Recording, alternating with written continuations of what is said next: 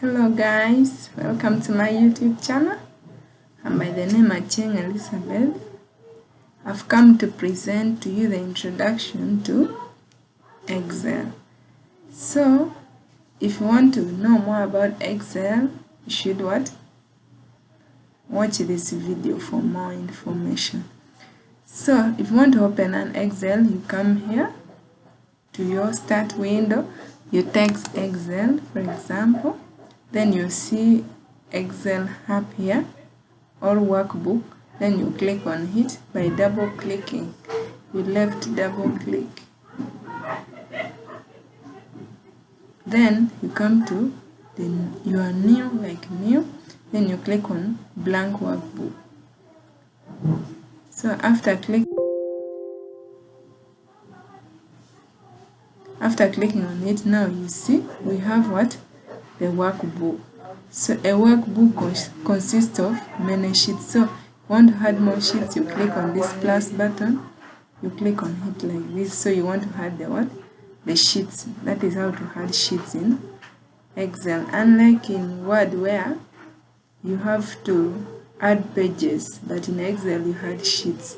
So sheets combine together to form a workbook.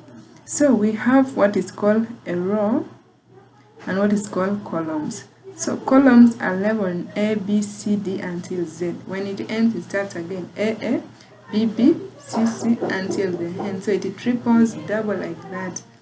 And then for numbers which are in form of rows, they are labeled from 1 until infinity.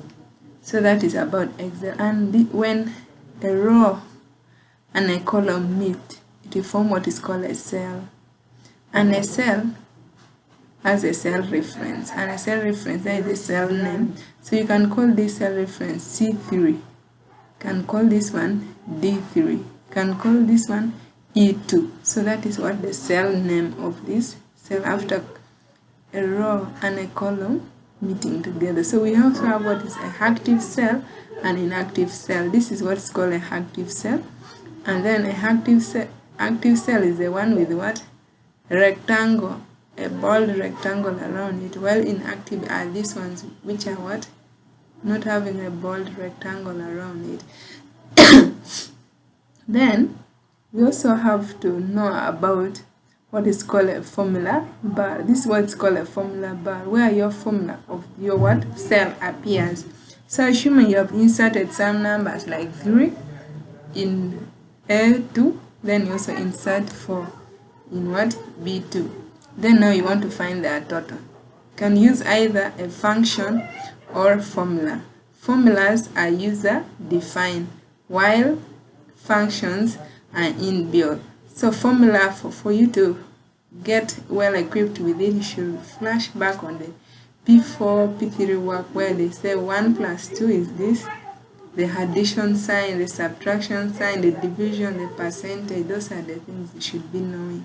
So now if you want to total, you can say equals to, remember our formula or functions are user defined. The functions are inbuilt and then the formulas are user defined. So all either you're doing with the function or formula should have an equal sign starting with it. You should not say your Excel workbook is not working, yet you are not using the equal sign. You are not applying that equal sign when you want to calculate something. So you put equal sign equals to sum.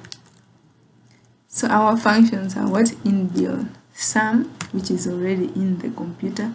Then you open a bracket, sum, cell, you come to A2 to A4. So you say A2 to B2. Then you close your bracket, shift close, then you press enter. You see our answer is 7. But when you come to the formula bar, you find that sum A2 then B2. So that is what we call formula bar. It shows you what your formula is. Even if you were using like a formula, you can come here 3, then here it's 4. Put it 4. Then you're using a formula, maybe here Yeah, we can put it like 4 also. So you're using what? A formula. You say equals to, open your bracket, shift, open.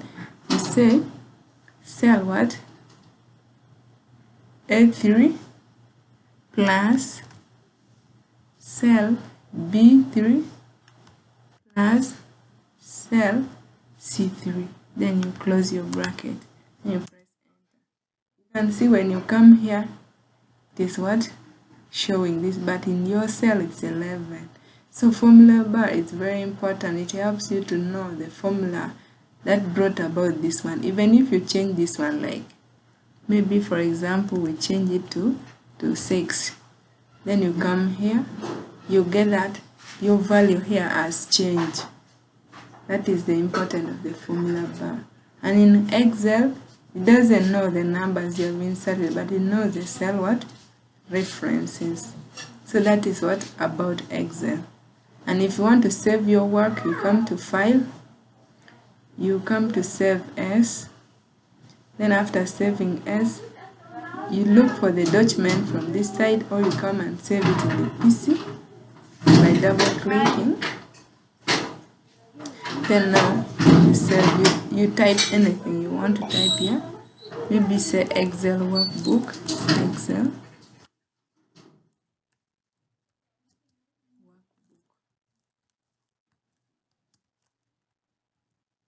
Then you come here, you look for the type you're supposed to save. You're supposed to use what? 2-3 workbook, which can easily be opened by any of the above. So we're going to use this one, 97203 workbook. So when you click there, then you come and click save. Then our work has been saved, as you see here. That is about Excel. Don't forget to like, subscribe, share and follow for more. Thanks.